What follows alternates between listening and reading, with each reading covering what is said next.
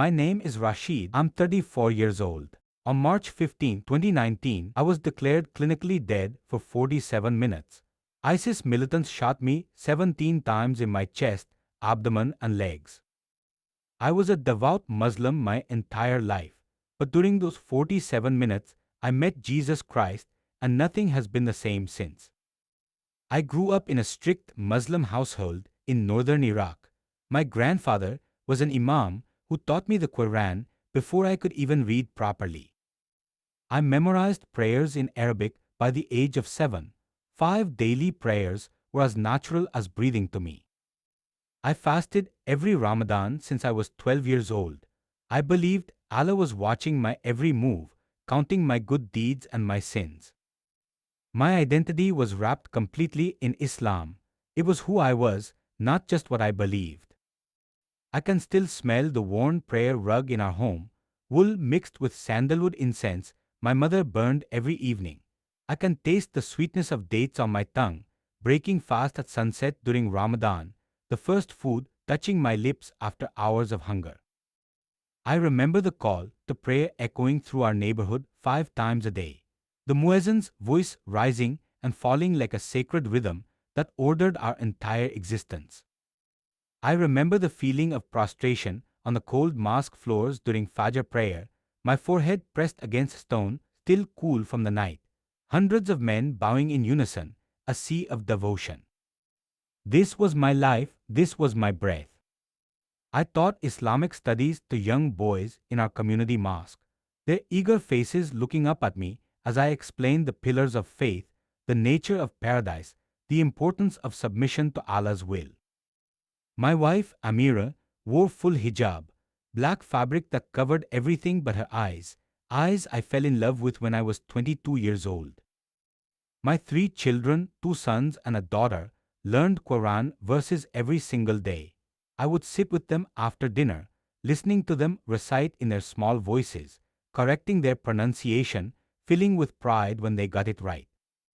I dreamed of making Hajj to Mecca one day, fulfilling that sacred pillar of our faith, walking where the Prophet walked, touching the Kaaba with my own hands. That dream felt like destiny, like a promise written in my future.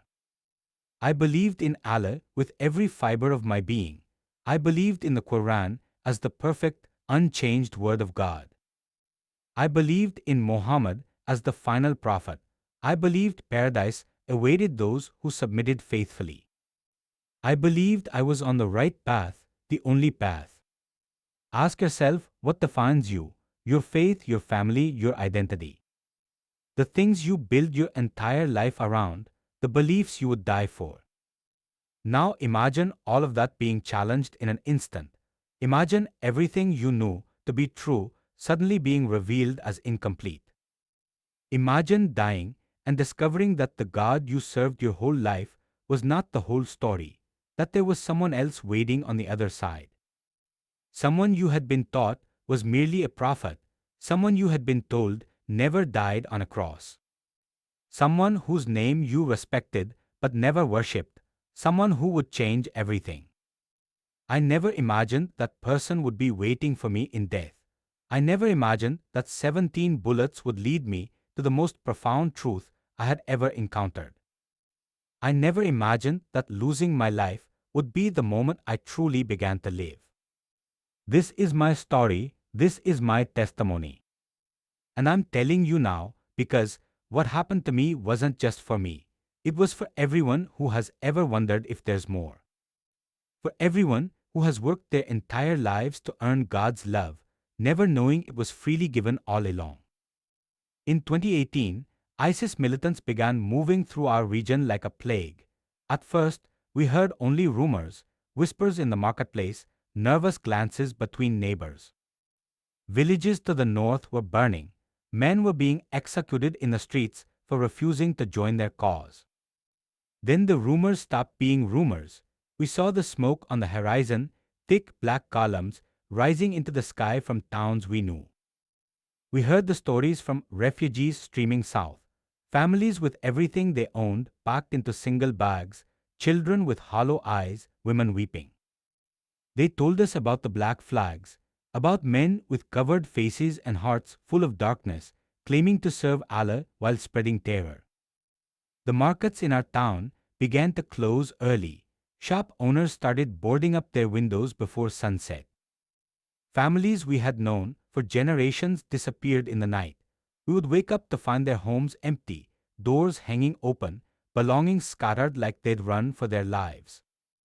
The smell of distant fires became a constant companion, acrid smoke mixing with the usual scents of cooking bread and spiced tea. At night, we could hear the sound of explosions, distant thunder that wasn't thunder at all. Then we saw the black flags ourselves. They appeared on the northern edge of town one morning like a declaration of ownership. They called themselves servants of Allah, soldiers of God fighting for a pure Islamic state. But I saw only darkness in them, a perversion of everything I believed Islam to be. They came to the mosque one Friday afternoon, 6 men with AK-47s slung across their backs, standing at the entrance like they owned the place. Their leader addressed us after prayer. His voice was calm, measured, certain. Brothers, the time has come to choose. Join us in establishing the caliphate or stand aside and be counted among the hypocrites. He spoke of jihad, of martyrdom and paradise for those who fought in Allah's name. He spoke of enemies, the West, the Christians, the Jews, the apostates, anyone who did not submit to their vision of Islam. I felt sick listening to him. This wasn't the Islam my grandfather taught me. Islam means peace, submission to God, yes, but through mercy, through compassion, through justice. Not through beheadings and terror, not through murdering innocent people in the name of faith. After he finished speaking, he looked directly at me. You are a teacher, yes, you will help us educate the youth in proper doctrine. It wasn't a question, it was a command. I stood up, my legs shaking but my voice steady. I teach the Quran, I teach peace, I cannot teach violence. The room went silent, every man held his breath. The leader smiled, but his eyes were cold. You will reconsider, we will return. 3 weeks later, they came to my neighbor's house. Ibrahim, a gentleman who sold vegetables in the market, who had 4 children, who helped anyone who asked. They dragged him into the street in broad daylight, his wife screaming, his children clinging to her legs.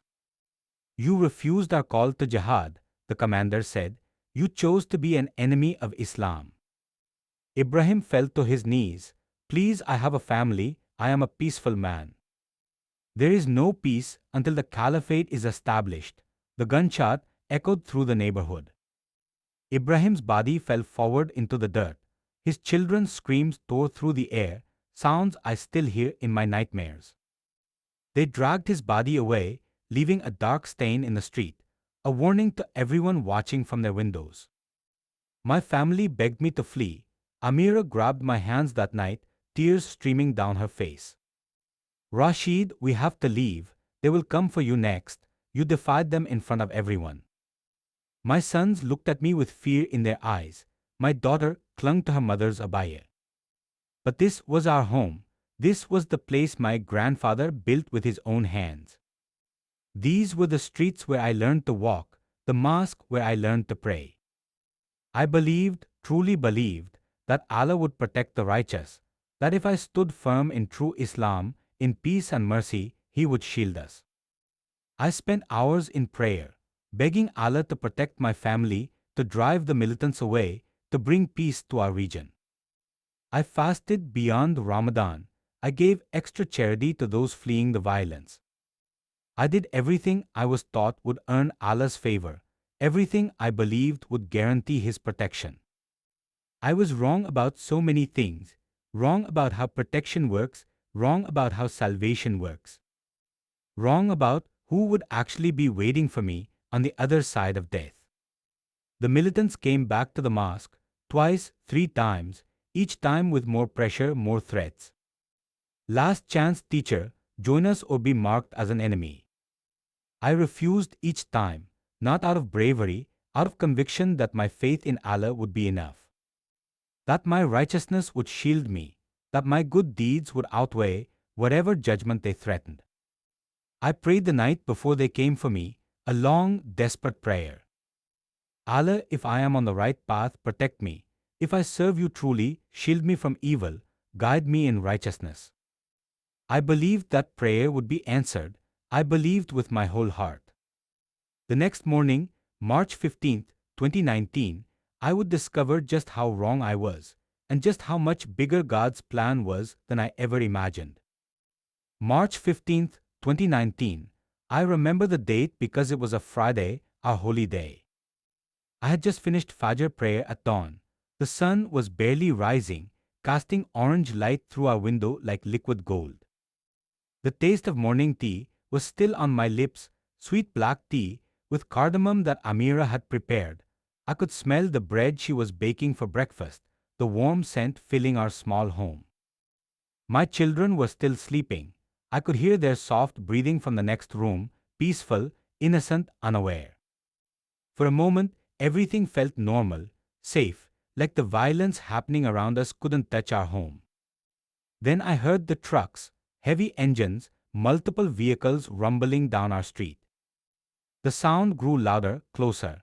Diesel fuel mixed with dust filled the air, making it thick and hard to breathe. Shouting in Arabic, violent pounding on doors throughout the neighborhood, boom, boom, boom. My heart began racing. My hands started shaking as I set down my teacup. Amira looked at me from the kitchen, her eyes wide with terror. She knew, we both knew. They had come for me. I stood up, my legs weak. Get the children, hide them in the back room. Before she could move, our door exploded inward. The wood splintered like it was made of paper. 6 militants poured into our home, faces covered with black cloth, only their eyes visible, cold, merciless eyes. AK-47s raised, barrels pointed directly at my chest. I could see down those dark holes where death lived. Amira screamed and grabbed our youngest child, who had run out at the noise. She pressed his face into her shoulder, trying to shield him from what was about to happen. The commander stepped forward. He was taller than the others, and there was something in his posture, certainty, righteousness, the conviction that he was doing God's work. He knew my name. Rashid, you refused our call, you chose death. I tried to reason with him, my voice shaking but steady. I serve Allah through peace, not violence.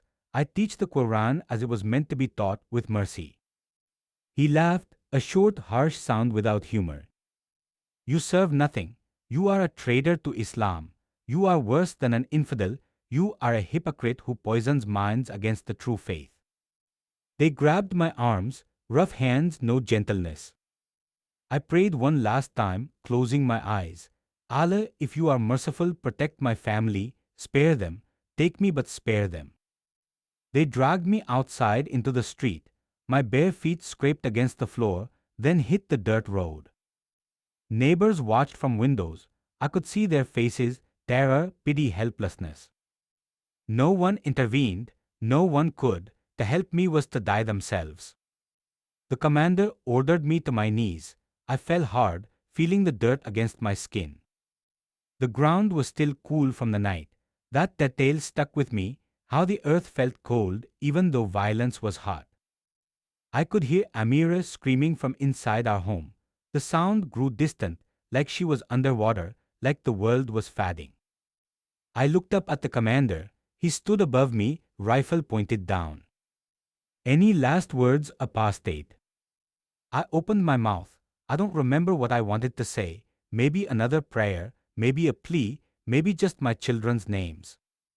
But the words never came. The first 3 shots hit my chest. Boom, boom, boom. Immediate burning, like being stabbed with hot metal fresh from a forge. Pain so intense my mind couldn't process it. I gasped but couldn't scream. No air in my lungs, just blood filling the space where breath should be.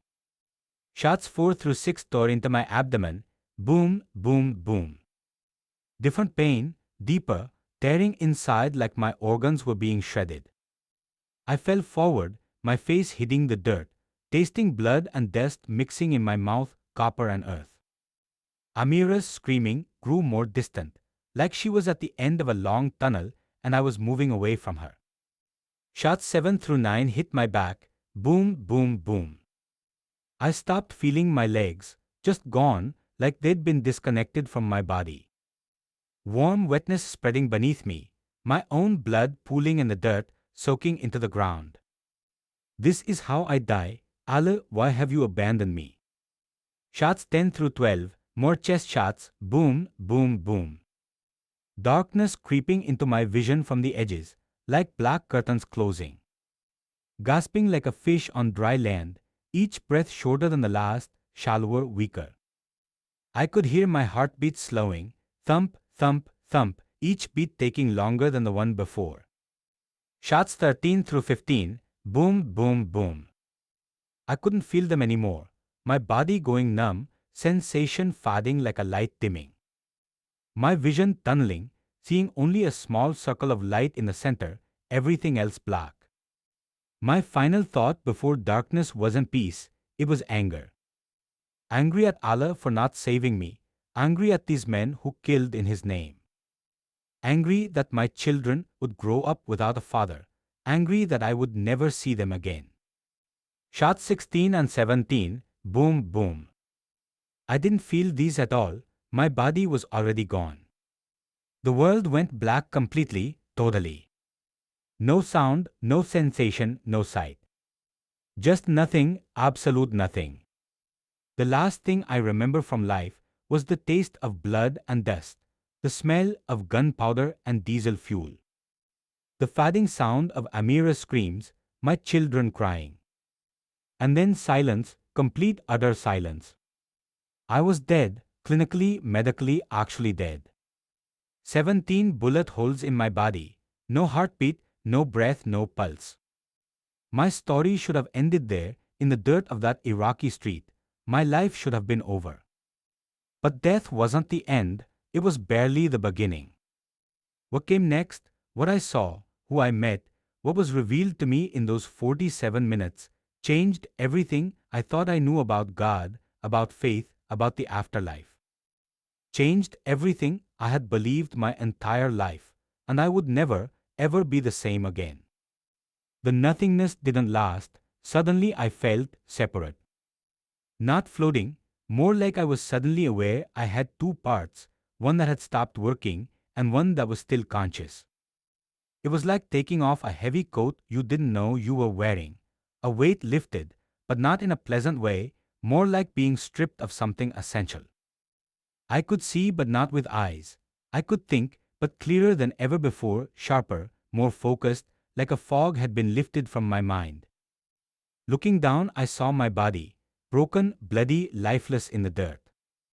17 holes in my flesh, blood still spreading around me in a dark pool, soaking into the earth. A strange detachment washed over me. That was me, but that's not me anymore. It didn't make sense, but it was undeniable. I was looking at myself from outside myself. My wife collapsed beside my corpse, her hands shaking me, trying to wake me, but there was no waking that body. My children running outside, their mouths open in silent screams. I couldn't hear them, but I could see their terror. I tried to reach for them, but I had no hands. I tried to call out, but I had no voice. The realization hit like a second death. I'm dead, I'm actually dead.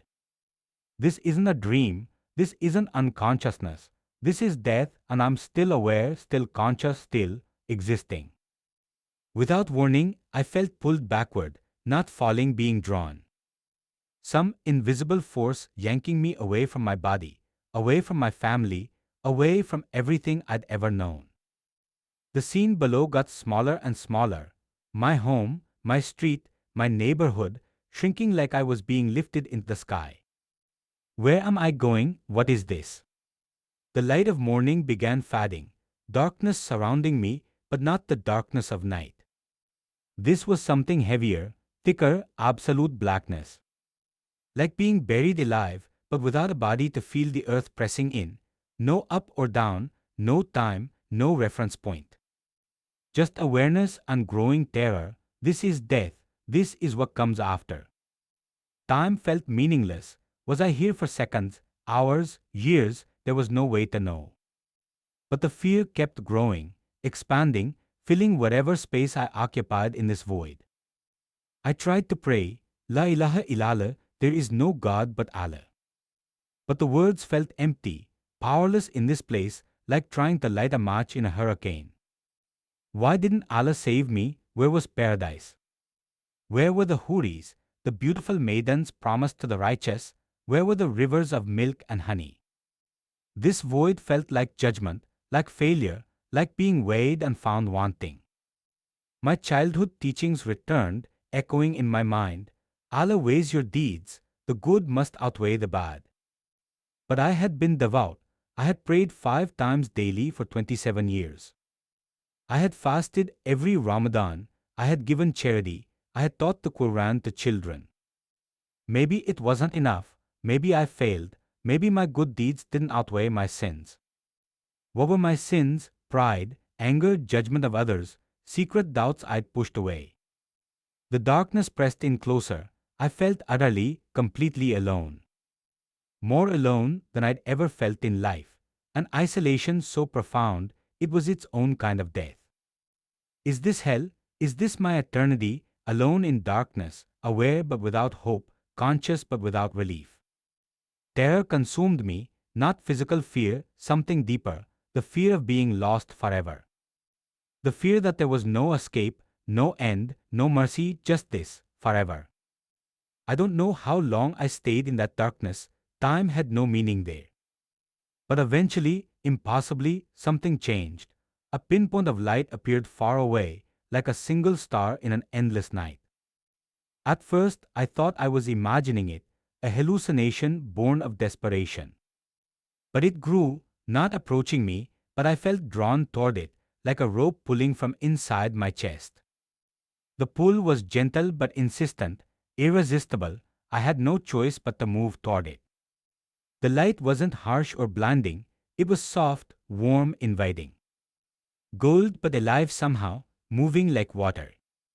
As I got closer to the light, the darkness began to fade. The fear began to lift, melting away like ice in sunlight. Peace, pure, inexplicable peace washing over me. But also confusion. What is this? This wasn't what I was taught to expect. No scales weighing my deeds. No angels Munkar and Nakir questioning me in the grave. No bridge of Sirat to cross, just this light and someone standing in it. At first just a silhouette, human-shaped but radiating the light itself. He wasn't standing in front of the light, he was the source. The light came from him, through him, around him. As I approached closer, the details became clear. A man, robed in white that seemed woven from light itself.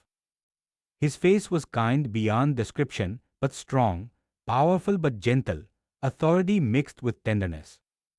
His eyes looked through me, into me, knowing everything. Every thought I'd ever had, every secret I'd ever kept, every sin I'd ever committed. But there was no condemnation in those eyes, only love, only understanding.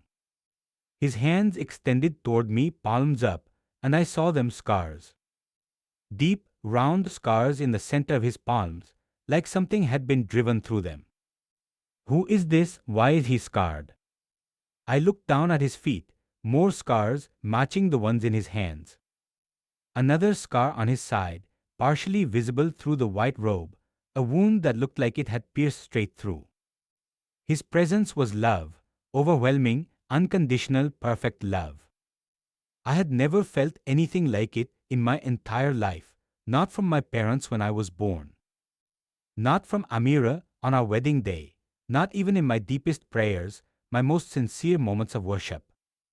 This was love without condition, without judgment, without any expectation of return, just pure acceptance. Acceptance of everything I was, the good and the bad, the righteous and the sinful, the faithful and the doubting. He spoke, but not with sound. His voice came directly into my being, resonating in whatever I was now. Like thunder and whisper at once, powerful enough to shake worlds, gentle enough to comfort a child. I know you don't recognize me, but I have always known you. Who are you? I was trembling, though I had nobody to tremble with.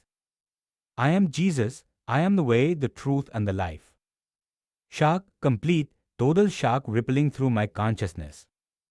No, that's impossible. You're not real, you can't be here. My entire life, I was taught Jesus was just a prophet, a good man, yes, a messenger of God, yes. But not God himself, never God, never divine, never crucified, never resurrected. The Quran taught me he was taken up to heaven before the crucifixion, that someone else died on the cross in his place. That Christians were misled, worshipping a man instead of Allah, committing shirk, the unforgivable sin of associating partners with God. Now ask yourself this question: what would you do if everything you believed, everything you built your life upon, was suddenly standing before you, proving you wrong? I'm Muslim, I worship Allah, you can't be here, this doesn't make sense. Muslims don't believe you died on a cross, you're just a prophet, Isa ibn Maryam, not the son of God. My words tumbled out in protest, in denial, in desperation to make sense of what I was seeing. He didn't argue, he didn't get angry, he just smiled. That smile, full of patience, like he'd heard this before, like he'd waited for this moment, knowing it would come. I know what you were taught, but now I will show you what is true. You've been searching for me your whole life without knowing it. Every question you asked, every doubt you had, that was me calling you. No, I searched for Allah, not you. I prayed to Allah, I fasted for Allah, I lived for Allah. Every time you sought truth, you were seeking me. Every time you showed mercy, you were reflecting me. Every time you questioned the violence done in God's name, you were hearing my voice. I have always been there, Rashid, always. He gestured, and suddenly I was seeing my life, not watching it like a movie, experiencing it again. Every moment from birth to death, in perfect clarity, more vivid than when I lived it the first time. Age 6, sitting with my grandfather as he taught the Quran, asking him, "Grandfather, why do bad people hurt others if Allah is good?" My grandfather's answer, "We cannot question Allah's ways, child. His wisdom is beyond our understanding." But Jesus whispered to me now, that question was me calling you to seek truth. Even as a child, you knew violence didn't come from a God of love. Another memory, age 14, in the marketplace with my father. We watched as a man was beaten publicly, dragged from his home, tied to a post, whipped with rods. His crime, converting to Christianity, leaving Islam for what they called the false religion. I felt sick watching it, the crack of wood against flesh, his cries of pain, the blood running down his back. But I stayed silent, everyone stayed silent. To speak up was to be accused of sympathy with apostasy. Jesus' voice, "Your heart broke because I was in you even then. You knew this wasn't justice. You knew this wasn't God's heart." Memory after memory flooded through me. Times I showed kindness to non-Muslims against social pressure. A Christian family whose home was burned. I brought them food secretly, at night, where no one could see. Moments I questioned verses about violence in the Quran and the Hadith. Questions I pushed down, dismissed, told myself I didn't understand properly. Secret doubts about paradise. Why would God create beautiful women as rewards for men? Why would heaven be about physical pleasure? Doubts about judgment. If Allah was merciful, why was there so much emphasis on punishment and hellfire? Questions about prayer. Why did it feel like duty instead of relationship? Why did I fear Allah instead of love Him? Every good impulse I ever had, every moment of genuine love, every question about truth that I suppressed. "This was me," Jesus said. "I've been with you always, calling you, drawing you, preparing you for this moment." But why the scars? Why did you, if you're really God, why would you have wounds? He held up his hands, showing me the wounds clearly. The light seemed to shine through them. "These scars are the price I paid for you." Suddenly I was there, at the crucifixion, not watching, experiencing it as if I were there. The cross, the nails being driven through flesh and bone, the crown of thorns pressed into his skull. His cries of pain, his gasps for breath as his lungs filled with fluid. And his love radiating from him even as he died. Love for every person who ever lived or would ever live. Love for me, a Muslim who never believed in him. Love for the militants who shot me 17 times. Love for everyone, without exception, without condition. Love willing to die the worst death imaginable. Understanding flooded into me. This wasn't weakness, this was ultimate love. He didn't have to die, he chose to die. God himself chose to become human and die. For God so loved the world, words I'd heard Christians say, words I never understood before, now they made perfect sense.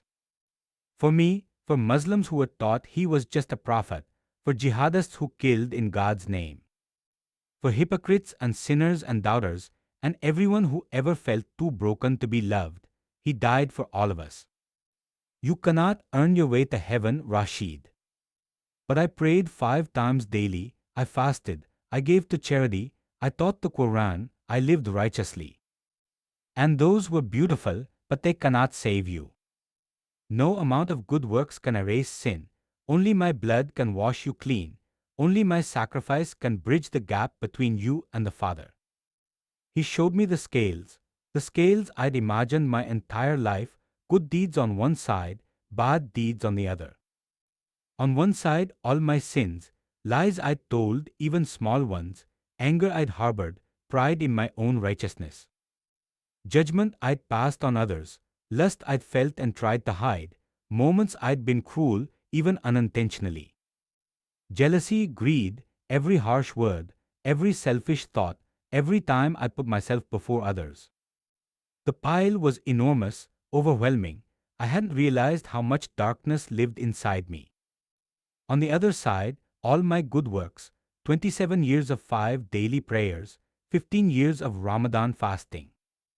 Charity to the poor, teaching children the Quran, helping neighbors, being faithful to my wife. The good side was substantial.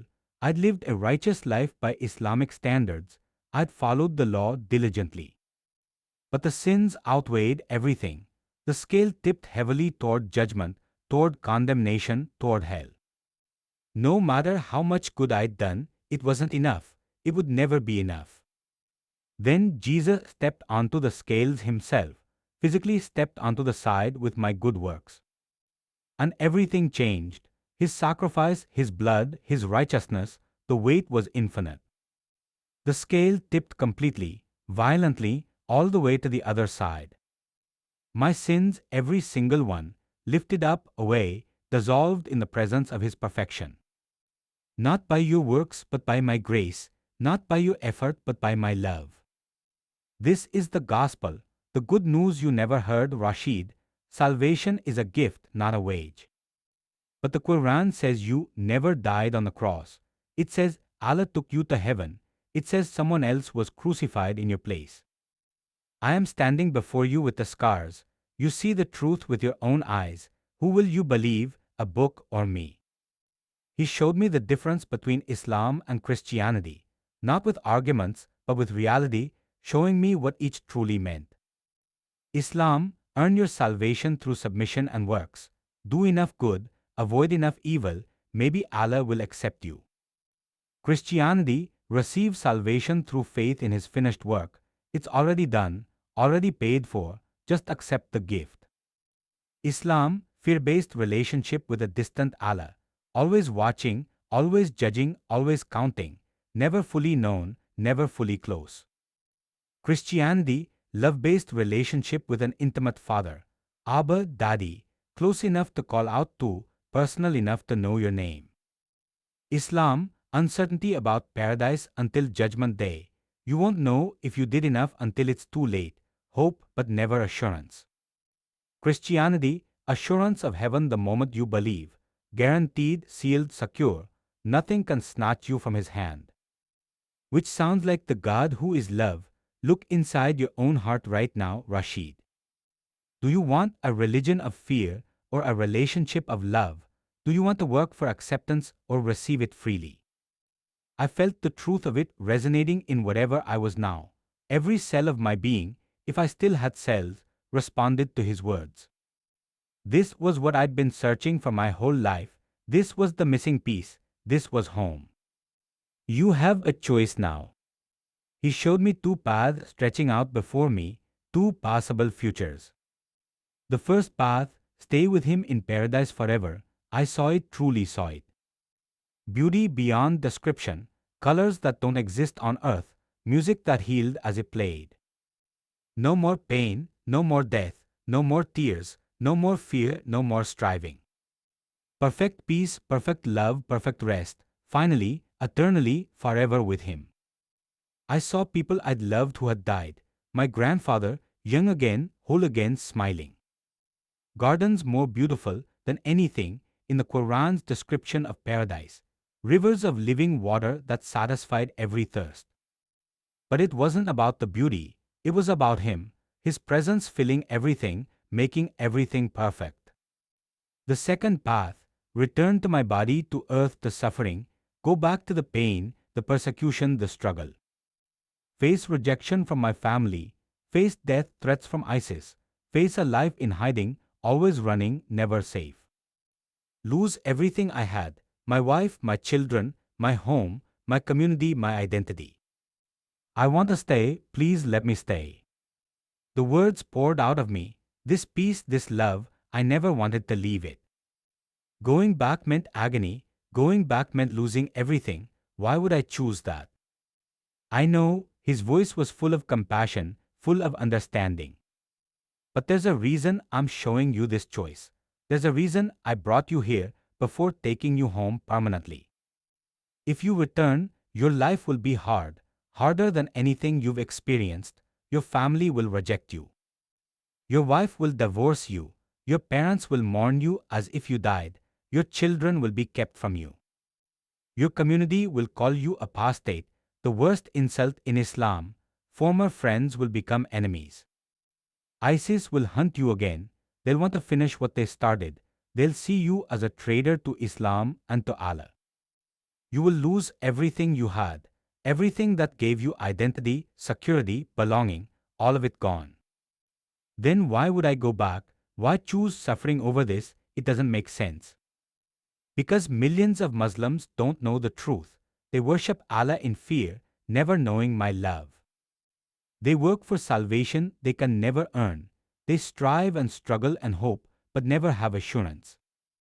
They need someone to tell them there's another way. They need a bridge between Islam and Christianity.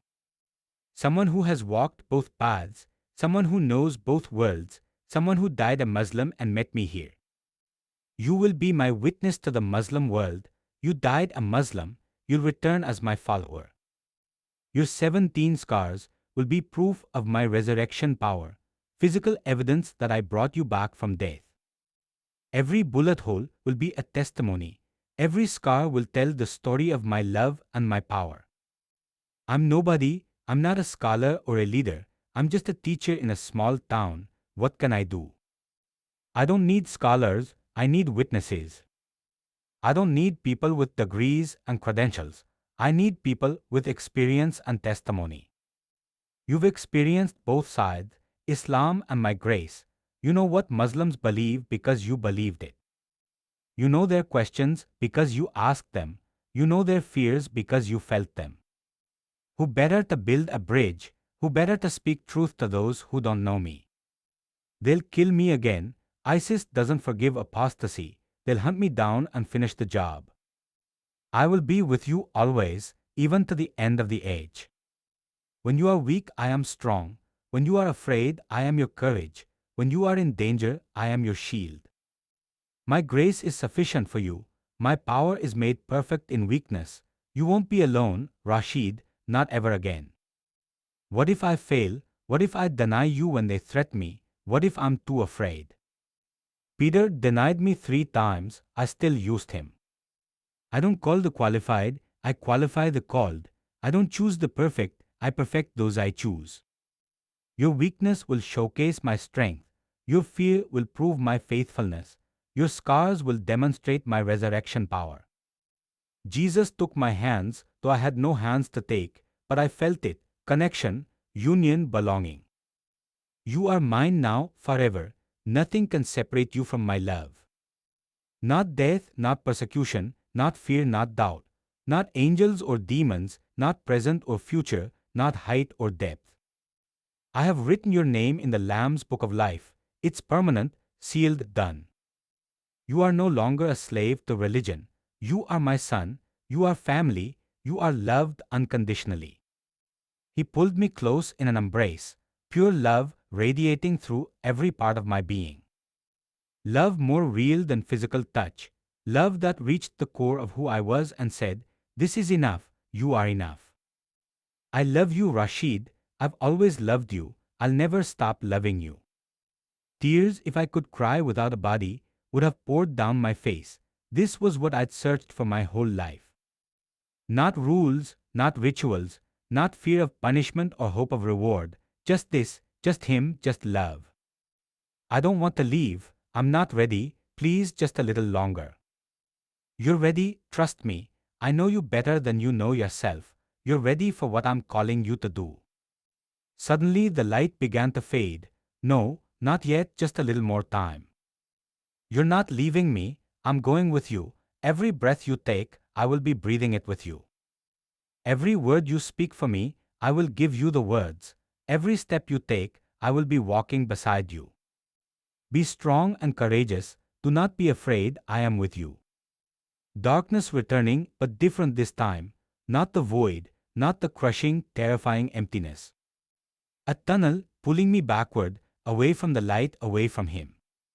Like being yanked by a rope attached to my chest, faster and faster, accelerating. His presence still with me even in the darkness, his voice echoing, "Go and make disciples of all nations." The tunnel rushed past me, or I rushed through it, direction had no meaning. Then impact, the shock was like hitting a wall at full speed. Air rushing into lungs that shouldn't work, lungs that had been destroyed by bullets, filled with blood, collapsed and dead. But they were working, expanding, contracting, pulling in oxygen. Pain, oh God, the pain, every nerve in my body screaming at once. 17 bullet wounds all burning simultaneously, like being on fire from the inside out. My back arching off the ground involuntarily, my body convulsing, trying to make sense of being alive again. Coughing, blood pouring out of my mouth, so much blood, choking on it, drowning in it. No, I want to go back, take me back to the light, this hurts too much. But I was here, alive, impossibly medically, miraculously alive. My wife's scream, not the scream of grief I'd heard when I died, this was different, shock, disbelief, terror. She had been sitting with my corpse for 47 minutes, she had felt for my pulse and found nothing. She had watched my blood pool in the dirt, she had seen the life leave my eyes.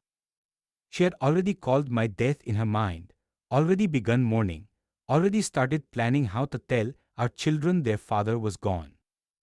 My body had been cold, stiff, the early stages of rigor mortis setting in. Now suddenly breathing, moving, gasping, coughing up blood but alive. You died, her voice was shrill with hysteria. You were dead, I felt for your pulse, there was nothing.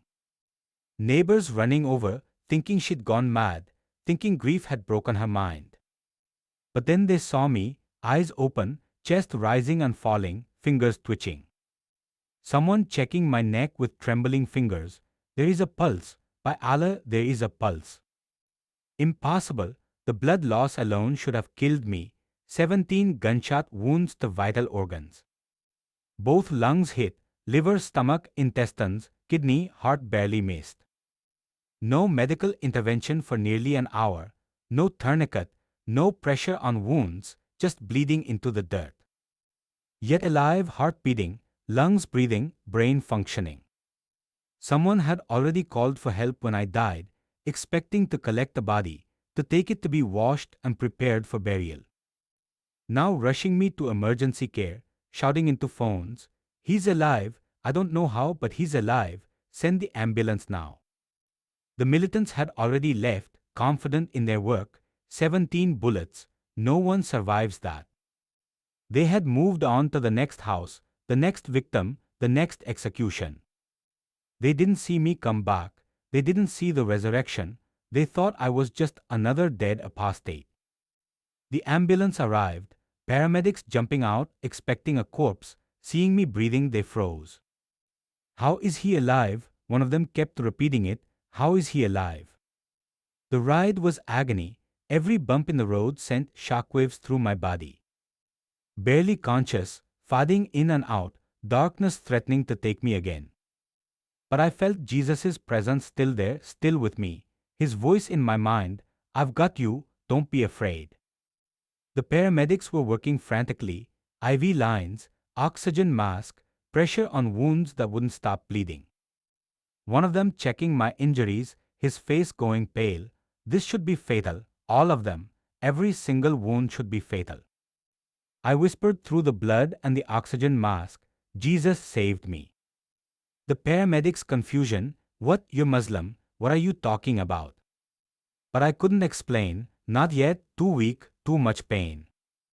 I just kept repeating it in my mind, Jesus saved me, Jesus brought me back, Jesus, Jesus, Jesus. Emergency surgery immediately. Doctors and nurses surrounding me, shouting orders, moving with controlled panic. The surgeon's report, I learned this later from the medical records, bullets had hit both lungs, one had grazed the heart. Liver lacerated, stomach perforated in 3 places, small intestine torn, kidney damaged, spleen ruptured. Patient should have bled out within minutes, heart should have stopped from shock and blood loss. I have no medical explanation for his survival. Physiologically, this is impossible. Something beyond medicine happened here. The surgery took 11 hours. They removed some bullets, the ones they could reach safely. Others were too deep, too close to vital structures. Removing them would cause more damage than leaving them in. I would carry pieces of those bullets inside me for the rest of my life. Reminders, evidence, proof. The doctor told Amira afterward, his voice shaking, I don't know how to explain this. Medically, he should not have survived. The damage was catastrophic. The blood loss was extreme. The time without medical intervention was too long. Something beyond medicine happened here. Something I can't write in a medical report because it has no scientific explanation. Waking up in ICU, tubes everywhere, breathing tube, feeding tube, IV lines, catheter drains. Pain indescribable. Every breath felt like knives piercing my lungs. Morphine barely touched it. But the peace remained. Even through the agony, Jesus' presence was real, tangible, constant. Was the near-death experience real? Did I really meet Jesus, or was it oxygen deprivation? Maybe I hallucinated. Maybe it was brain chemicals, DMT released during death. Maybe trauma invented it. But the peace, this wasn't imagination. This wasn't a dream I could shake off. This was something that changed me at the core of who I was. Something more real than the pain, more real than the tubes, more real than the hospital room. Days 1 through 3, questioning everything. Lying in that bed, unable to move, replaying every moment. Did I really meet Jesus? Or was it my dying brain creating comfort? Maybe I wanted to believe so badly that I imagined it. Or was it oxygen deprivation? Maybe hallucinations are common in near-death experiences. Maybe there's a medical explanation. Maybe it was brain chemicals. Maybe it was trauma. Maybe. But the details were too clear, too consistent, too specific. The love I felt, nothing on earth compared. Nothing in my entire life had felt like that. The things he showed me about my life too accurate. Memories I'd forgotten, moments I'd buried. The way he knew me, completely, fully, without me speaking a word, knew my fears, my doubts, my secret questions. Day 4, a nurse brought me my belongings, my Quran among them, the one I'd been reading the morning I died. I tried to read it like I had every day of my life since I was 7 years old. The words felt empty now, like reading someone else's story in a language I no longer spoke. I couldn't connect to it anymore. The prayers I'd memorized felt hollow. The verses that once moved me felt distant. Something had changed, or maybe I had changed. Maybe I'd finally seen the truth and couldn't go back to the shadow. Day 6, I asked a Christian orderly for a favor. He'd been kind to me, gentle when changing my bandages. Can you bring me a Bible?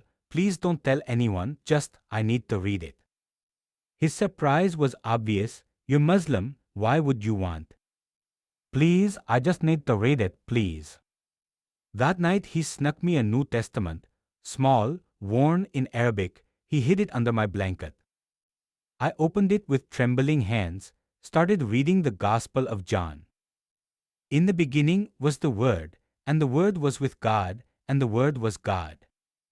Tears streaming down my face, recognition flooding through me. This was him, the man I met, this was Jesus. For God so loved the world that he gave his only Son, that whoever believes in him should not perish but have eternal life. Understanding, this was what he showed me. This was the gospel, the good news. This was salvation as a gift, not a wage. Every page confirming what I experienced, every verse resonating with truth I'd encountered in death. I am the way and the truth and the life. No one comes to the Father except through me. His exact words to me, word for word. How could I have known this if I hadn't met him? I read through the night, ignoring the pain. The words felt alive, like they were speaking directly to me. Week 2, I couldn't deny it anymore. Jesus was real, he is real. Everything I was taught about him was wrong. He didn't just die, he rose again. He isn't just a prophet, he is God. He isn't just a good teacher, he is the Savior. The prayer whispered from my hospital bed, tears soaking my pillow. Jesus, I believe you now. I believe you died for me. I believe you rose from the dead. I believe you're the way, the truth, and the life. I don't fully understand it all, but I trust you. Forgive me for denying you my whole life. I'm yours now, completely yours. Take me, use me, I'll do whatever you ask. Peace flooded through me, different from the NDE, but the same presence, the same love, the same certainty. I was born again, not Muslim anymore, Christian, a follower of Jesus Christ. My old identity was dead. Rashid, the Muslim teacher, died in that street. The man in this hospital bed was someone new, someone resurrected, someone transformed. Week 3, recovering enough to have visitors. My wife, my parents, my siblings all came. Their relief was palpable. Allah spared you, Rashid. Allah performed a miracle, you are blessed. The burden of knowing I had to tell them the truth weighed on me like a stone, but I couldn't lie, not after what I'd seen. After evening prayer time, they had brought prayer mats, assuming I would join them from my hospital bed. I can't pray to Allah anymore. The words came out quietly, but they landed like bombs. Heavy, confused silence, my father's face hardening, my mother's eyes widening in fear. What do you mean? My brother's voice was cautious, like he was talking to someone who'd lost their mind. I took a deep breath, feeling Jesus' presence giving me courage. When I died, I met Jesus Christ. My father's face went red with anger, his hands clenched into fists. You're confused, the trauma. I'm not confused. I've never been more clear about anything in my life. My mother gasped, hand over her mouth. No, no, don't say this, don't speak this blasphemy. My wife backed away from my hospital bed like I was diseased, like I had become something unclean, untouchable. My brother spoke carefully, like reasoning with a child. You're confused. The trauma of being shot, the blood loss, it's affected your mind. Listen to me, I looked at each of them. I died. For 47 minutes I was clinically dead. I told them everything, the separation from my body, the void, the crushing darkness and fear. The light that appeared, the man made of light, the scars in his hands and feet. The love that overwhelmed me, unconditional, perfect, all-consuming love. His words, his revelation about Islam and Christianity. The life review where he showed me how he'd been calling me my whole life. The choice He gave me to stay or return. The mission He gave me, how I prayed to Him and He answered, how I read the Bible and everything confirmed. I'm not Muslim anymore, I'm a Christian, I'm a follower of Jesus Christ. My father erupted, "You've betrayed Allah, you've betrayed us, you've betrayed everything we taught you. ISIS was right to shoot you, you are an apostate, you deserve death." My mother was weeping uncontrollably. My son is going to hell. My son has chosen eternal fire over paradise. My wife's voice was cold, detached. How can I be married to a kafir? How can I stay with a disbeliever? You're choosing this lie over your own family, over your children, over everything. I reached for her hand, but she pulled away. I'm choosing truth. I'm choosing the God who saved me. It wasn't Allah who brought me back from death, it was Jesus. He showed me His scars, He showed me the way. My brother stood up, "You're dead to us, you understand that, you're choosing to be dead." That night they left the hospital, didn't come back the next day, or the next, or ever again. Word spread through our community like wildfire. Rashid converted, he's a Christian now, he's an apostate. The Imam declared me apostate from the mosque pulpit during Friday prayer. Official, public, final. Rashid al-Mansuri has left Islam for Christianity. He is no longer our brother. He is no longer Muslim. Do not speak to him, do not help him, do not acknowledge him. He has chosen death over life. Former friends called me traitor. Men I'd prayed beside for years refused to look at me. Death threats started coming. Messages slipped under my hospital door. ISIS will finish what they started. You deserve worse than 17 bullets. You deserve to burn. Apostate, traitor, we will find you. My wife filed for divorce within a week. Islamic law doesn't allow a Muslim woman to remain married to a non-Muslim man. My parents sought Shiva as if I had died. They told relatives I was dead, killed by ISIS militants. Better he died a Muslim than lived as a Christian, my father said. At least in death he had honor. My children were kept from me. I wasn't allowed to see them, speak to them, contact them in any way. The pain of that loss was worse than the 17 bullets, worse than the surgery, worse than anything physical. So I'm asking you, as a man who lost everything, would you give up your whole world for eternal truth? Would you trade your family, your home, your identity, your safety for Jesus, would you? Released from the hospital after 6 weeks, couldn't go home, ISIS had my address, they would finish the job. An underground Christian network helped me, believers who risked their lives to protect Muslim converts like me. Living in safe houses, moving every few weeks, never staying long enough to settle, never fully unpacking. Constant fear of being found, every knock at the door could be death, every stranger could be an informer.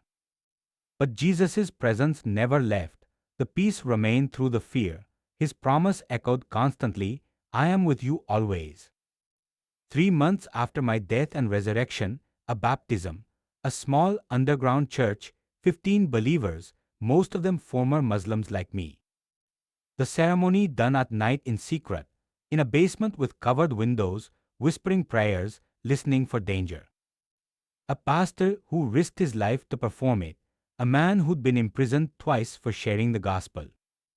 Going under the water, symbolically dying with Christ, the weight of my old life washing away. Rising to new life, breaking the surface with a gasp, born again, truly and completely. I've already died once, I said, water streaming down my face. This is my true resurrection. Coming up with tears and joy mixing. Finally, officially, openly, in this small space Christian. And the mission began, carefully, cautiously, sharing my testimony with other Muslims seeking answers. They would find me through the underground network, secret meetings in homes, in alleys, in safe places. Telling my story, showing my scars, 17 visible reminders of what Jesus did. How can you betray Allah? Aren't you afraid of hell? How do you know Jesus is real? I met Him, I can't deny what I experienced. I'm not afraid anymore. His love casts out fear. Perfect love casts out all fear. I have 17 scars that prove I should be dead. Yet I'm alive. He brought me back, not Allah, not medicine, Jesus, and He gave me a message to share. In 2 years, 7 Muslims came to faith through my testimony. 7 people who heard my story and met Jesus themselves. A young man questioning the violence in the Quran, haunted by what he'd seen ISIS do in Allah's name.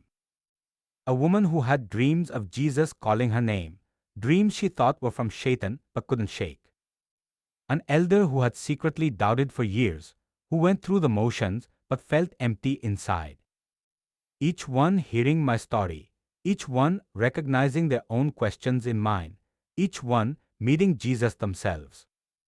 Each conversion meant more danger, more people who could be targeted, more risk for everyone involved. But Jesus' words echoed constantly, "Go and make disciples, worth it, every single time worth it." Physical scars, 17 visible reminders, some bullets still inside me, too dangerous to remove. Chronic pain, constant aching, some days barely able to move, breathing labored, body screaming at old wounds. But different now, not scars of death but of resurrection, not marks of defeat but of victory. Each one a testimony, each one proof that Jesus brought me back for a purpose.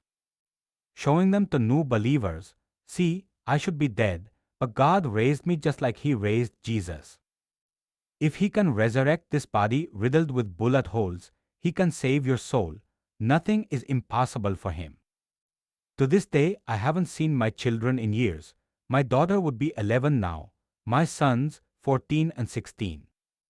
I don't know what they look like anymore, don't know their voices, don't know if they remember me. My family considers me dead. I can never contact them, never go back, never be part of their lives. I live in hiding, moving frequently, can never fully settle anywhere, can never feel completely safe.